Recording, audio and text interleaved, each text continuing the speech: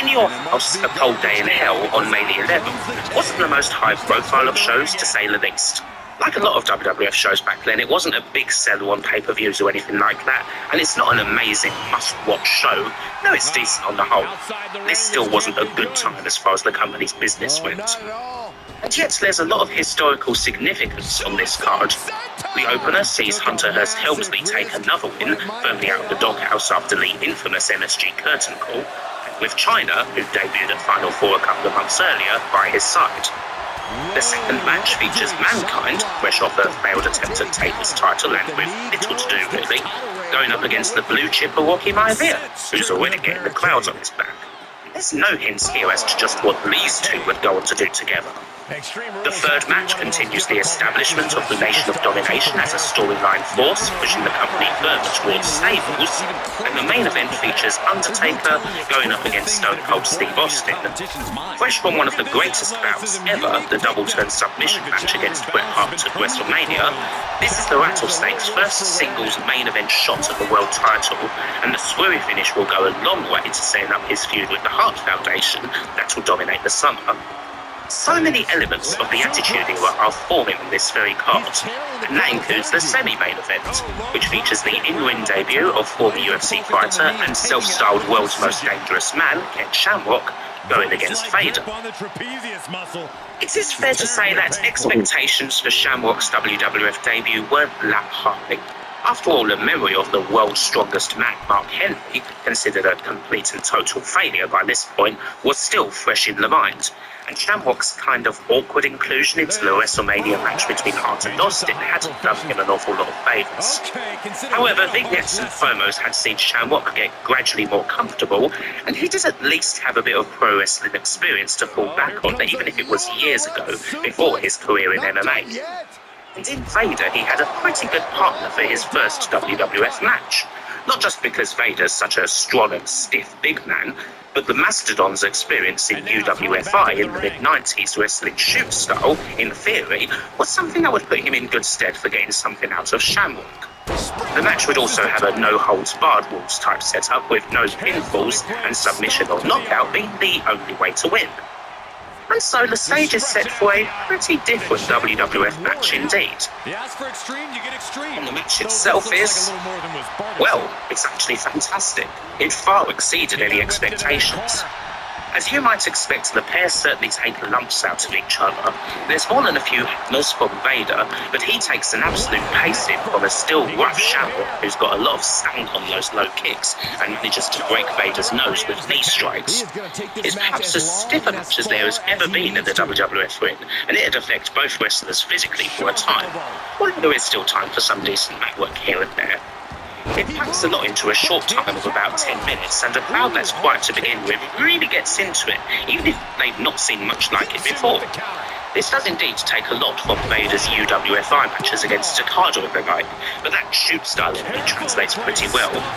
Vader utterly dumps Shamrock on the floor from a suplex, and even goes for the almighty Vader salt, but Shamrock evades the super move. The ending's awesome.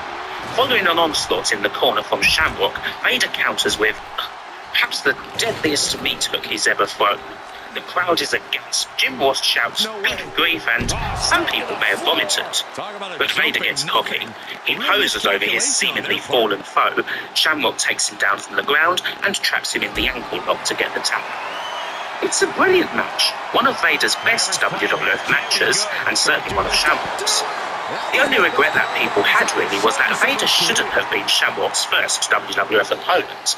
If they'd have built Shamrock up towards facing Vader, this could have been even better. But they wanted to strike while the iron was hot, and the end result was excellent. So perhaps grabbing that 20 TV host by the tie was a net positive for the Mastodon in the end. Perhaps even bigger opportunities can come from it.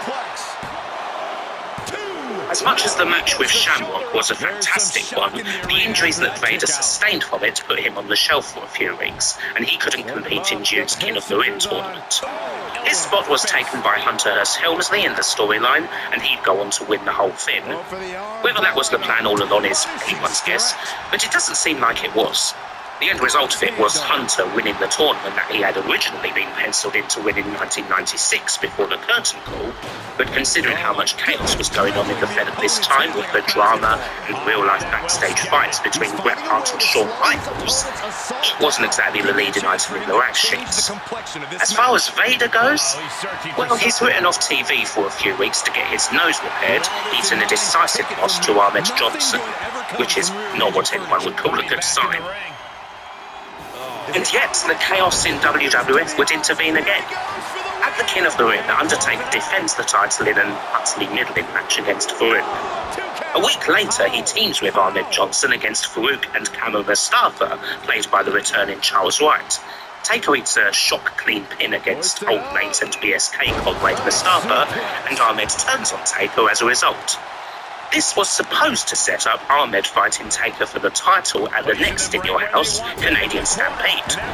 However, again, barely a week later, Ahmed blew his knee out at a house show and that match is off.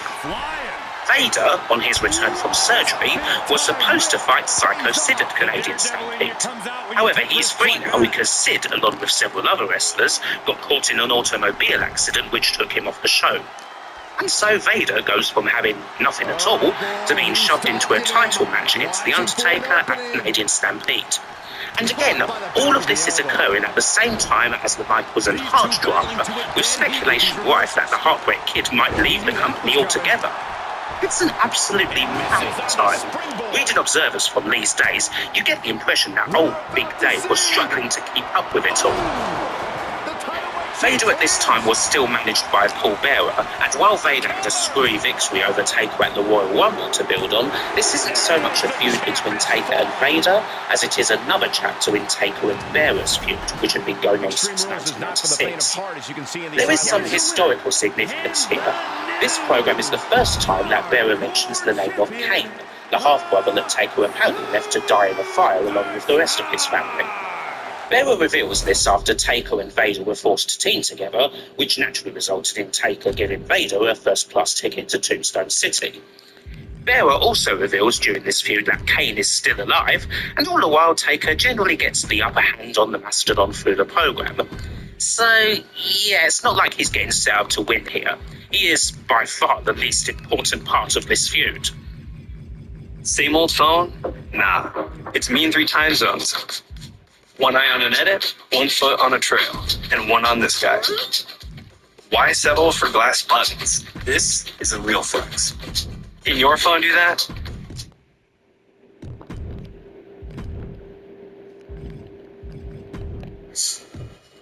Well, I love you, pretty baby, and I want you to know you set my soul on fire. You make me go, go, go. Let's dance. Let's dance.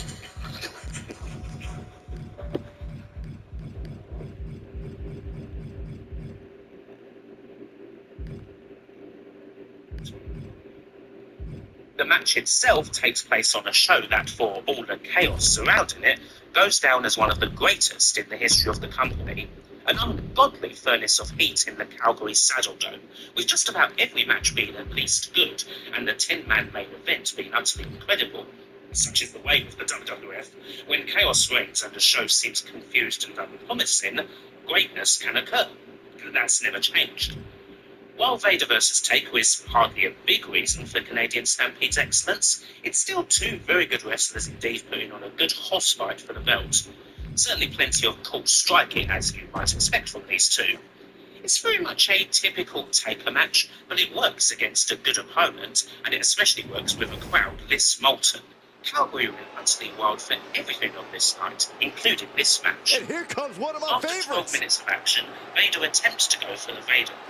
However, Taker responds in kind to a low blow Vader used earlier with a foul of his own and hits a chokeslam from the ropes for a near fall.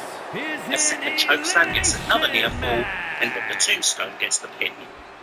Bearer bringing up these personal demons from Taker's past and using him for his entire family wasn't enough to distract Taker. I'm back in the States and the only thing I could think of was Popeye. Let's first start off with some rice and beans. 227 pounds. The beans are very savory and taste like it's been cooked in lard. Next we're going to try the spicy blackened rice. Tastes like actually pretty juicy, but the large pickles and veggies overwhelm the flavor. Next, we're gonna try the ghost pepper chicken sandwich. So for those who've been watching me, you know I did a review of Popeyes in London. This You is can all definitely from tell a there's highly a difference in decorated chicken United quality. They're States so much more tender Championship. and juicy. Harley Granted, Race, I the only went to one inaugural location champion, there, truly but a that place blew tough my man's mind. title. Let's just try the popcorn shrimp.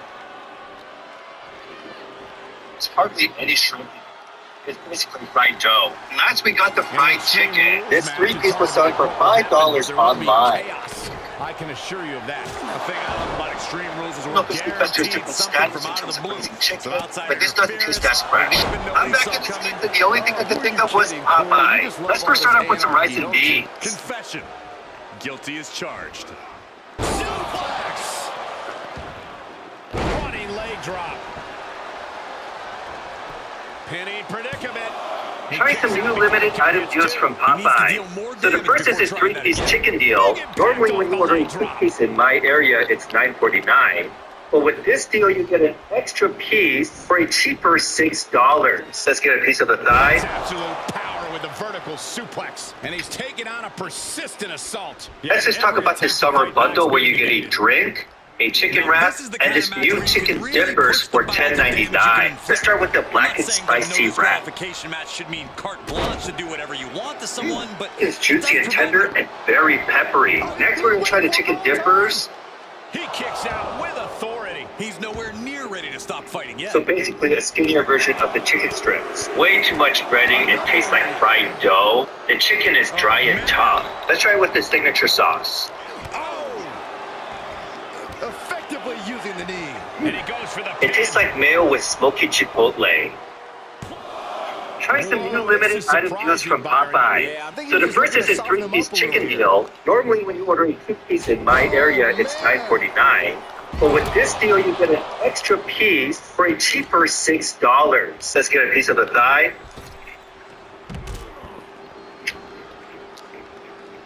Let's just talk about this summer bundle where you get a drink, a chicken wrap, and this new chicken dippers for $10.99. Let's start with the black and spicy wrap. but doesn't have a clue what's coming at him. It's juicy and tender and very peppery. Next, we're going to try the chicken dippers. So basically a skinnier version of the chicken strips. Way too much breading, it tastes like fried dough. The chicken is dry and tough. Let's try it with the signature sauce. He returns to the ring. Uh-oh. This isn't going to be pretty. It tastes like mayo with smoky chipotle. He's starting to struggle here. Try some new limited item deals from Popeye. So the first is this 3-piece chicken deal. Normally when you order a 2-piece Popeyes versus Shake Shack chicken sandwich. Now first thing I need to clear up, these are both original chicken sandwiches. Shake Shack doesn't have a spicy one. Shake Shack $9.49, whereas Popeyes $5.99. Popeyes chicken fillet weighs 136 grams. And Shake Shack weighs Are you surprised? 106. Oh, it is no disqualification, but this is going to be an uphill battle for this Does it taste twice superstar. as good? Let's find out. Let's start off with Popeyes. Down with the bulldog. Makes the cover. Great crunch on the batter. The chicken's okay. Right, now let's try Shake Shack. Pin attempt. Reese with the elevated flatliner. It's so much more lighty and airy. It's also very peppery. The bread is Martin's potato roll, so it's much more soft and moist. And their mayo has so much more herbs. Shake Shack definitely tastes way better than Popeyes. The question is, does it taste 2 times better? Not quite. Popeyes barely wins in terms of value. Popeyes versus Shake Shack chicken sandwich. Now, first thing I need to clear up, these are both original chicken sandwiches. Shake Shack doesn't have a spicy one. Shake Shack $9.49, whereas Popeyes $5.99. Popeyes chicken fillet weighs Tremendous pressure. 136 grams, whereas Shake Shack weighs 106. Ooh, he caught him right in the face. You see, this Shake Shack is more than twice as expensive. Wait to steer Does it clear. taste twice as good? Let's find out. Let's start off with Popeyes. Oh, man. That'll tear your hamstring. He is mentally and physically Great crunch on the batter. The chicken's And he okay. has just Right, taken now an let's try Shake Shack. extraordinary amount of abuse. That is so much more lighty and airy.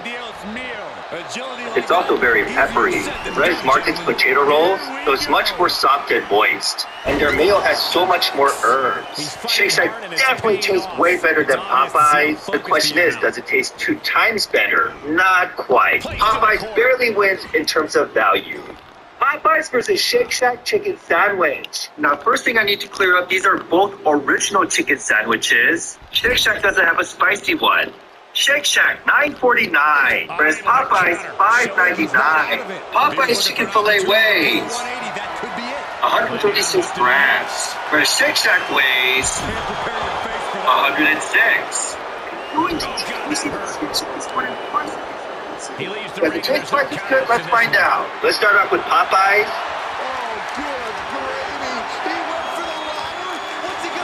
Big punch on the batter. The chicken's okay. Right, now let's try Shake Shack.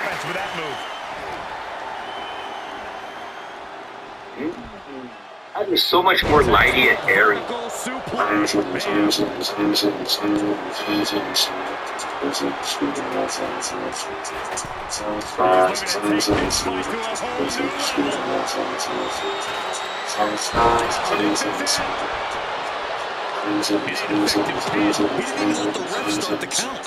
We're trying different recording snacks and we're making them worse than that. Let's start off with Chester's fries. Good flavor, but the crunch isn't very satisfying. Next, let's try Funyun rings. Crunch is better, and I do like a hint of onion flavor. Next, we got Takis. Oh, way too salty and sour.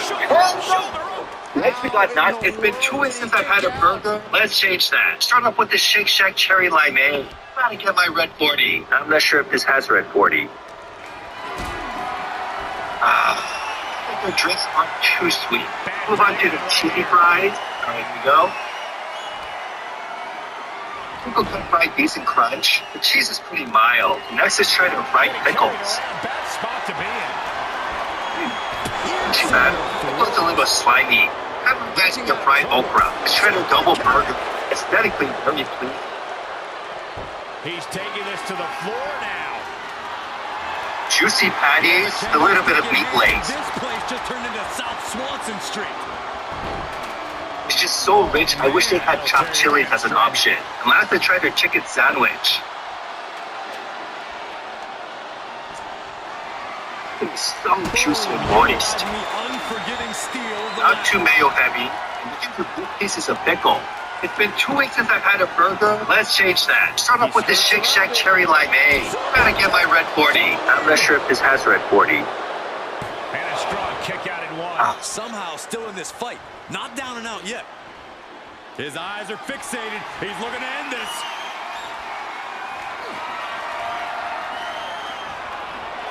Able to evade. Oh my gosh. Poison miss. He's going for the pin. This could be it. Into the pay window. Kicks out. He still has life. This is going to come down.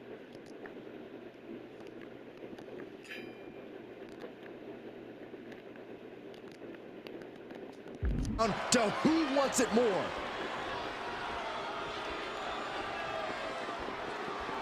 This looks like the setup too. Oh, jeez. Is this what he needs for the win? Pin. New champ. That's because the American version contains my favorite petroleum-based coloring, red Let's take another look 40. at these guys It in also has action. yellow sticks. This is the Swedish version. You guys can do more digging, but basically no artificial coloring. Let's look at the sugars. The Swedish one is 2 grams per 250 ml. This bottle is 500 ml. So this entire bottle is 2 grams.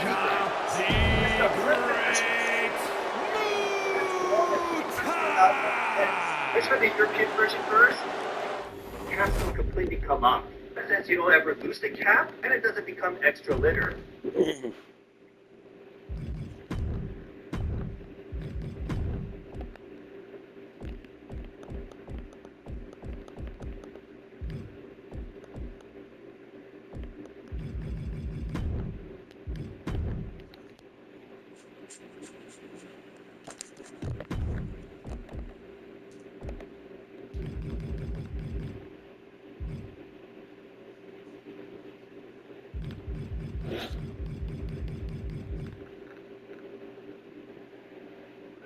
Oh, I can tell that story now. Y'all people been liking the Rick Rude stories. Y'all know I cuss a lot. I cuss a lot 24/7, unless kids are around, and that's time when you put the filter on and you stop cussing. One time we were driving down the road, and Rick, god dang, he liked to smoke some dope. I don't give a flying shit about dope. I was a drinker, and Rick was a man's man, and everybody liked and respected Rick Rude.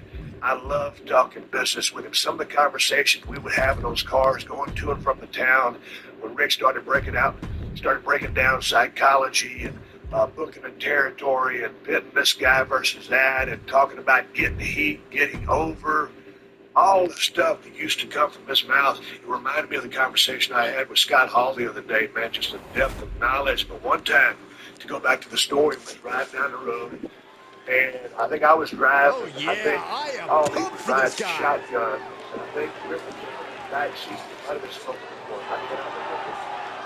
Anyway, I was up there motherfucking this and that, goddamn fuck goddamn, saying all the damn words that I say. I was on a tirade. Finally, Rick Rude, one of those macho guys in the history of the pro wrestling business, and Rick was kind of religious, you know, and I believe in something, but I wouldn't say I'm particularly religious. I cuss a lot. My deal is, I guess, I believe in the golden rule. I believe treat people like you want to be treated is the bottom line of my beliefs, and try to do more good than bad. That's the bullshit thing to say. My biggest thing is people like you want to be treated. I don't do that thing. But anyway, I guess Rick had obviously had a gut. This guy has had a great career already, but winning the title tonight takes his legacy to a whole new level.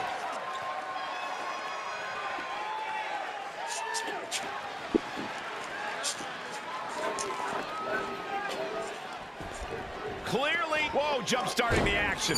That is some unsportsmanlike conduct. Oh, give me a break, Saxton. There we go. Superstars finally enter the ring, and we are officially underway. We started.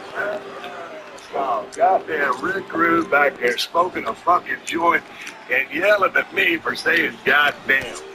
So anyway, I toned down the GDs a little bit to appease Rick Rude. He was the senior veteran in the car. I showed him the due respect and stopped taking the Lord's name in vain so many times. But he would just come up with some classics out of the blue at any time, anywhere. It was always a Rick Rude original.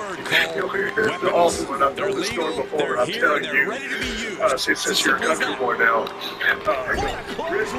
Minnesota, a land of 11,000 lakes. You know, they got ponds and they have big fishes over there. And Rick Rude was a very good fisherman, so he decided. One day we decided that, hey, let's go fishing. There was a fishing pole at the bar. We got our fishing poles. Back and forth, neither one giving up any ground. 5 fish, I might have caught 3. He was in the sweet spot. He just kept pulling out of the water. I'm like, God dang, his gas to kill. So we get back to the lodge, and it's a very basic structure. There's a screen door. And when we come to the strip, someone had a big lazy wheelchair there made out of vinyl. And there was a table with a coach with a chest deck on it. And now he's dictating the pace. Training, and so Rick went in, Cape Fear, and he was watching the movie. And on the backyard, we're up 2,000 acres in the middle of nowhere in swamp country in Bryan, Georgia. And I got the pair of pliers and the knife playing in a catfish over a trash can. And the city breaking any news that Rick liked to smoke that marijuana. And he was just always a big bitty joint. He was a joint about 6 my whole finger. I was watching Cape Fear. The girls in there laughing on the screen. And there's this big cloud of smoke coming up. And then finally the screen door opens and it shuts. And Rick comes over to the trash can. He's got to wake up and get in the fight. What are you doing? And I said, hell, Rick, I'm cleaning all these catfish. I said, you want to clean them? Suplex. And shoulders are down. 2. Does not. He's still in the fight, but for how He much turns longer? around, the screen door slams, he sits back in his chair. And I'm thinking, God dang it, what I would say, Rick Rude. Yeah, well, you sure as hell weren't going to argue with him. I'm the little guy in the totem pole. But it was just those memories of traveling with Paul. Hey, Steve, long-time fan, coming to you from South Jersey. I was just curious to know if you had any good Rick Rude stories. We talked about it on a bit a few weeks ago with the fishing trip story. And seeing as he's one of my all-time favorites, I'd love to hear more. Hey, man, here's another Rick Rude story. And I think it was a different occasion. Maybe I told you this before. If I did, stop me. All right, when I first started hunting South Georgia, I stopped hunting for a couple years. Paul Ojo, who was just a deer hunting fanatic. And so the mate man, I'm down in South Georgia doing violence. So I did. And my gun was in Texas, so I had to buy me a gun. So I said, well, Paul, I'm caliber give it for me. And what's he looking for here? No, man, it's 7 mag. Got to put a 7 mag. And so sure enough, I'm a ribbon to the guy, so I'm looking for 7 mag, put a little stroke on it. And that was my deer gun. So a couple years, 1 year goes by, and Rick Rude hears all the hunt story, me and Paul first talking about besides who wants to join the hunting leagues. Well, Rick doesn't have a gun. He's more of a fisherman. So Paul tells him, build a gun, build a 7 mag. All 3 of us down there in South Georgia, Ryan, Georgia, he's considered shooting 7 mag. He's just getting thrown around out Rick didn't know a damn thing about hunting. And anyhow, I'm saying that I love Rick Rude to death. Rest in peace. But anyway, one time, all was there. We were riding around on my phone because Rick Rude didn't have this yet. He would go on later to trade one of his Sea-Doo Wave Runners, one of the Steiner brothers, for his phone. That's how he got his later. But anyway, so we're riding down the road. There's another guy on another phone with him. He's showing us different parts of the farm. It was 2,000 acres, a lot of it's swampland. And showing us some areas that I did not know about. And so we're riding down the road, this little dirt road. Nowhere. And here comes a damn sow, a female pig, spot right down the road towards us. The guy says, I didn't bring my gun because I didn't think he was going to see anything. We was riding around the bowl, but Rick had brought his gun. So the guy says, man, Rick, shoot that pig, shoot that pig. So Rick gets down. I'm sitting right beside him. He's my bowl. He's got my hands over my ears. All of a sudden, Rick, he fires. Click. Nothing happened. He ejects the shell. Takes aim. Pulls the trigger. Click. Nothing happens. Reloads. Takes aim. Fires. Click. Start firing. Okay, he shot 3 times. Got 1 more bullet. There's a barrel bullet in the barrel. Pulls the trigger. Click. About that time, the dude was so close. She heard that click and fired and ran off in the brush. Come on, hurry up already. He climbs into the ring. And the guy, Rick's gun was so dirty from a butthole, he got in a couple of months earlier. And the guy said, man, the firing pin is so dirty, he's not hitting the target. It's been acquired once more. And it just sounds like a man on the ground. Looks like the champ is going to retain. And a 7mm bullet. Brings them down. And he continues to mount on the pressure. He's bringing a lot of intensity right now. No love lost between these superstars right now, really trying to prove who the better man truly is. He's positioning that ladder for something here. Smaller cartridge. High-risk move coming up. 7mm which is basically He was elusive there. But it's a whole different cartridge. Taking a moment to let the 7 crowd mags. know how much he appreciates them. He saw the 7mm. He didn't pay attention to the whole thing. So, And now he's on the downside. I said, you should He 7 somehow on 8 has to get bullets, himself 7 mags. back in order Those again. things were rattling around there. You're lucky one of them didn't just go off. It would have struck the ground with them. You know, that was nothing Rick Treating them like trash, adding insult to injury. You gotta wonder what he's thinking here, guys. I don't know what he is thinking. Disney guy to talk about the wrestling business with. I was talking to Scott Hall here, but I don't know. Oh, I get the phone up just to see what he was doing. I talked for about 30 minutes, check in, see how his boy Cody's doing. Man, you know, him Scott Hall and Rick Rude have a whole lot of the same common ground as far as the Now let's business, take or another maybe look at some of these their guys in background. action.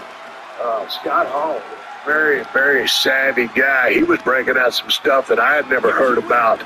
And it's funny because everybody that goes down the road, kind of, you learn the same things, but you go about learning it a different way, or it goes in and sinks to a different level of 101,